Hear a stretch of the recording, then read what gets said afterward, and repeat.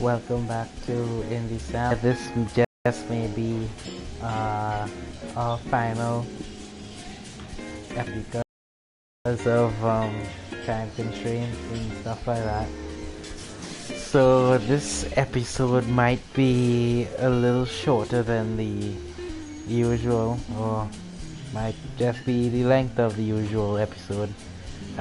Quentin's not here tonight, but tonight I am just going to give you all some tips and tricks on how to survive in this game, as well as where to or how to actually acquire more pets. Okay, so tip number one is if you want to survive, you're gonna need a gun, a better gun than this. I can't remember what they sell in this store. But you're going to need like a gun, and once you've equipped your gun, you're going to find more bullets of that for that gun. The other thing is, like, make sure that your equipment is kind of up to standards, because as soon as you get something really good, you want to equip that. So the other thing is, like, different weapons have different effects. So right now I'm using this Odachi and Steel Dao, and those are one-handed two-handed. I think those are two-handed weapons. Yeah. But there are like one-handed weapons, like axes and these spears and whatnot, and those tend to deal a lot of damage. So you need to know like how you're actually going to be using them. So I personally I think that using two weapons is better than using one. It may work differently for you. The other thing is pets. You get the hand early up. The spider, I am not really sure how I got that spider, but I think it may have been in a forest mission that you do get. I think it's to recover your memory using some sort of root or something to that effect. I think I may have gotten him there because there were a lot of spiders on that level, or something like that. The cat, Miser, eventually you're going to... Let me show you where to get him.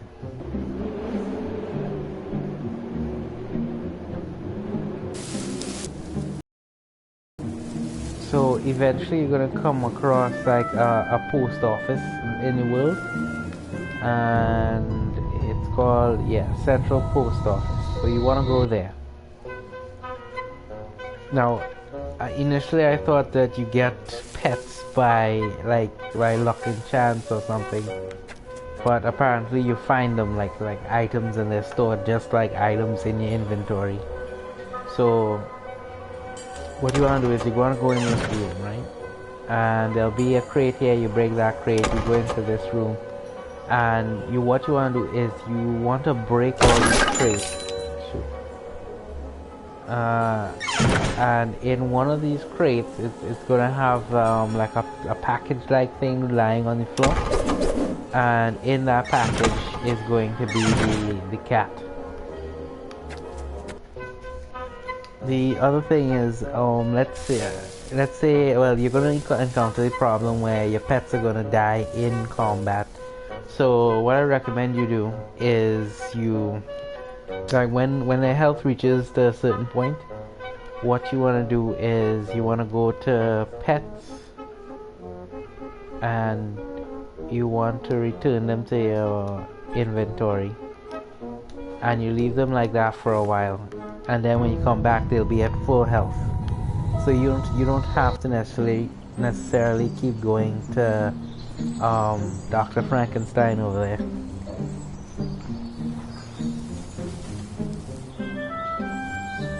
Another thing that you wanna watch is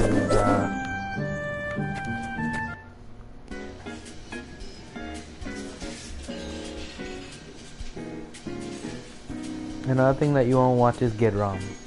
He actually comes in like handy for a lot of missions, and there's a catch. He only stays for a day in game time, and what that means is after that day is up, he just stops fighting. It could be in mid battle, it could be just walking around, and he'll just stop. He'll say he's tired, and you can't go any further. And the catch with that is not necessarily that he's tired, it's that when you try to save, these two options up here will be blocked off, so you can accidentally just hit quit without saving and lose your progress to that point. So what I recommend you do is there are two instances where you'd want to use him. You'd want to use him in quests that have only one level, well, one floor.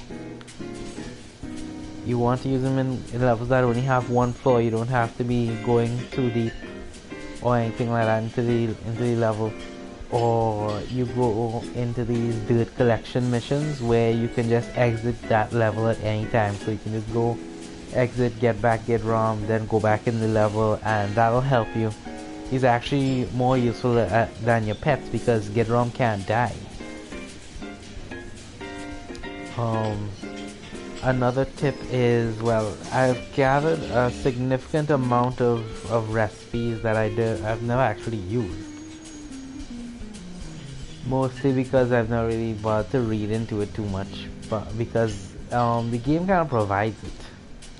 Another thing that you're gonna need to survive in this game, which is probably something that you want to get early on up in the game, is magic. And how you get this magic is actually, let me show you where I got mine. Okay, so currently I have Drain, Regenerate, Regenerate MP, and Sleep equipped, but I actually have more. Yeah, I have Magic Swap, which swaps the character's HP with MP, so whenever the character gets hit, the MP will take damage instead of your HP. Stop, which stops them from moving for a little while. Blind, which takes away their sight for a little while. Poison, which is kind of self-explanatory. And Charm, which actually turns your enemies into allies for a limited time, but the catch with that one is that you take the space you're on right now, right? This one actually works 2 spaces from where you are, so you're going to have to use that one kind of strategically. The other thing is, like, these bombs that I've been collecting, you can actually use these bombs in combat, and like the one I have equipped now is pretty much like the basic bomb. I think the most powerful one that I've seen so far is probably the one with spikes on it. That's probably the most powerful one I've seen so far. And where you get magic is actually from those red chests that require the keys that you collect in levels. So you want to collect as many of those as possible, and don't just go wasting them. If you get before you actually get to opening the red chest, save first, because the things you get in the chests are completely red. Stairs are blocked there. Alright. What you want to do is you want to go up these stairs, and there'll be a red chest there. You save before you open the chest, and every time you want to get magic, hopefully something you like the health drain or health regen, which comes in handy. I can't show you it now because I don't have much damage or any damage on me right now, but you want to get like these 2. Once you use them, it's going to take 50 turns to actually get it up and running again, and when you use magic regeneration, it takes 182. sleep takes 16 and strength takes 22. But they are incredibly useful skills. Believe me, they've gotten me out of some pretty tight places before, and they really do help in the game. The other thing is, you want to...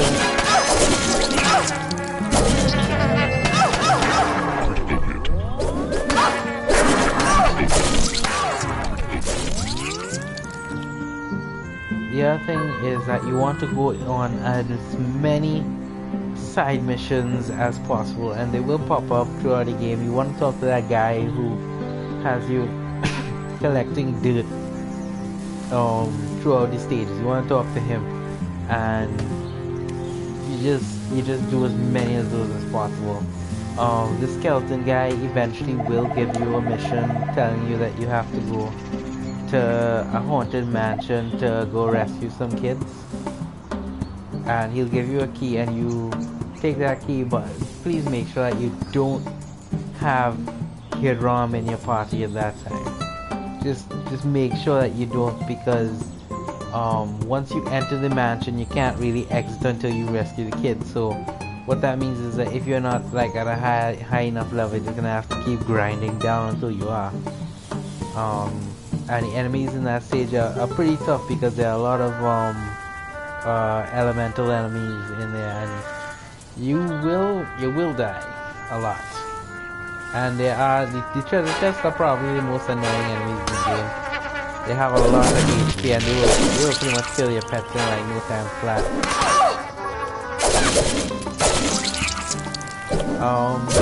Eventually you'll get to a certain point. If you keep doing these side missions, the other good part about it is that it will pretty much provide for you.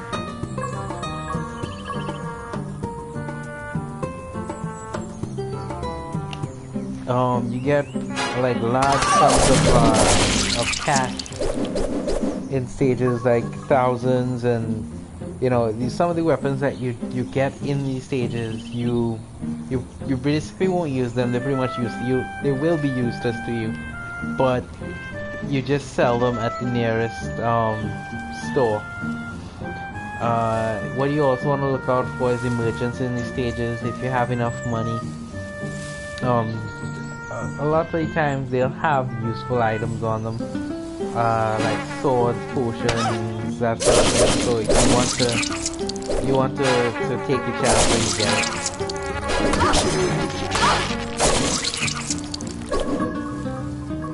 When it comes to fishing, well, I'm using a PlayStation 4 controller. But when it comes to fishing, the different lures have different effects. So what I found out actually is that you can actually do it fairly quickly if you spin both sticks. If you spin both sticks, you get it done fairly quickly.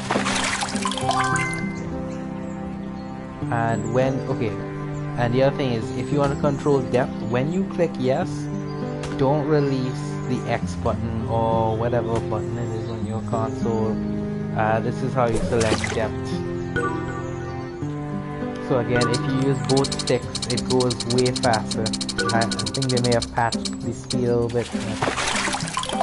Back shot. Yeah, I think I have to get like a Watcher Shark or something like that for a side quest. But I haven't been able to get the correct rank.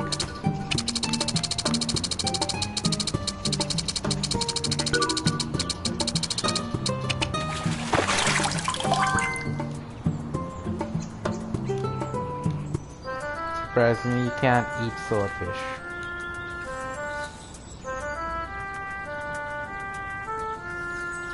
And if you're really desperate, you can actually just leave your items around the village and they won't disappear.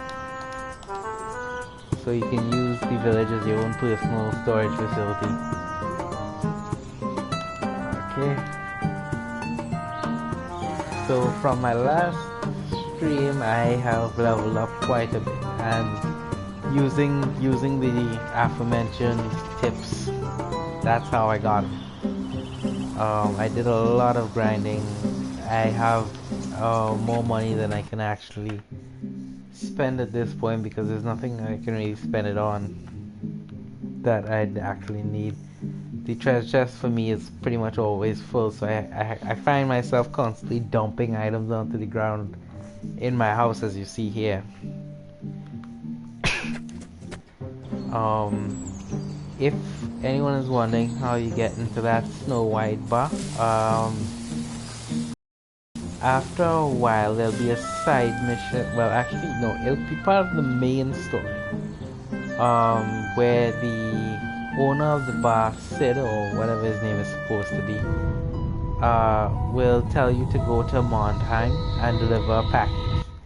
And you'll meet the purple cloaked mystery woman or whatever here. And there's a lady here who sells items. You want to talk to her and get yourself a fake ID. I think it's this woman here. Yeah, so you want to buy a fake ID from her, and that'll get you into the bar. Now, when you make sure that when you go into the bar, you're leveled up, because a lot of the people in the bar is going to attack you, and make sure you got enough money, because that's the other thing. They will do property damage, and it will take out from your money, but by then you'll probably have more than enough to pay for everything. Another spot that at least where I found, I think was the sleep spell, was in this same village. So if you have a key, or I think there's actually a hidden key in this level. So you go down into this basement type structure, and what you want to do is you go down here. Yeah, you go here and you walk in here, and you'll pick up a key. Then from there you're going to step into this room. There'll be a bunch of cockroaches. You kill those cockroaches, and there'll also be the red treasure chest, and inside that treasure chest should have a sleep spell. At least for me it was a sleep spell. I don't know what it might be for you, but you just like early on I said, if you don't like what you get, save before you open the chest, then keep trying until you get something you like.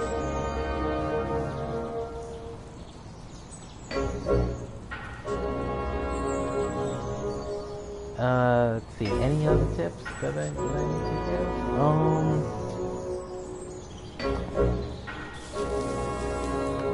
I think one of the most eventually, by the way, you do get to go into the Imperial Palace. It's not a fun time. Hopefully you'll be at a high enough level so the level itself won't pose much of a threat to you.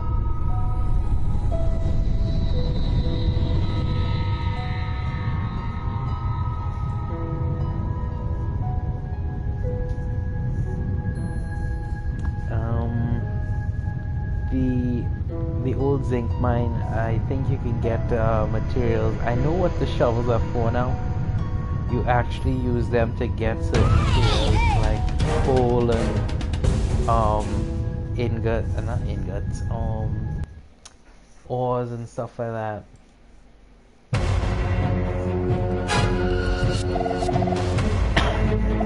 These bandits don't really pose that much of a threat anymore. But you actually want to look out for keys in these and you don't want to just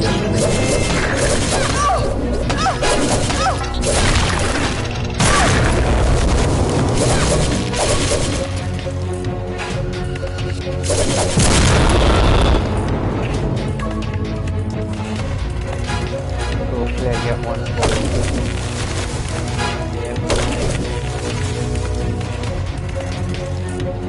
Okay, it doesn't look like there's keys in this one, but there are keys.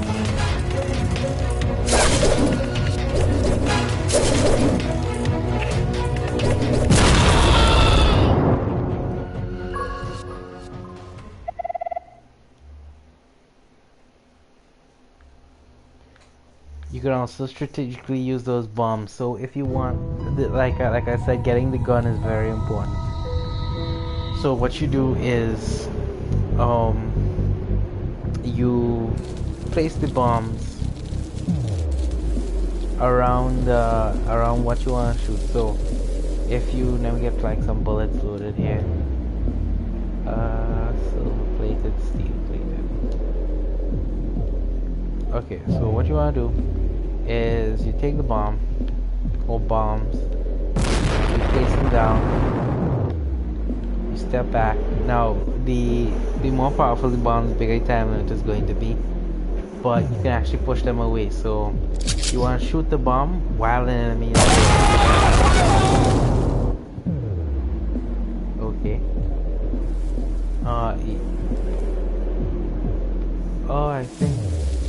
I think this may be an underground club.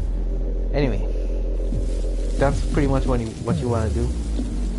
Once you have the fake ID in your inventory, the guy will let you in.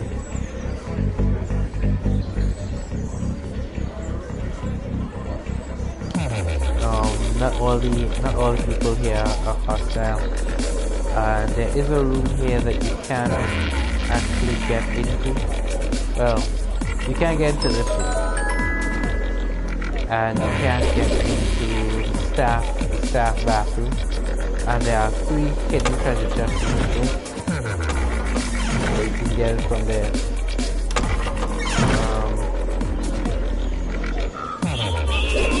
Yeah, you can't really enter there yet, but who knows? If I find something, I'll let you know.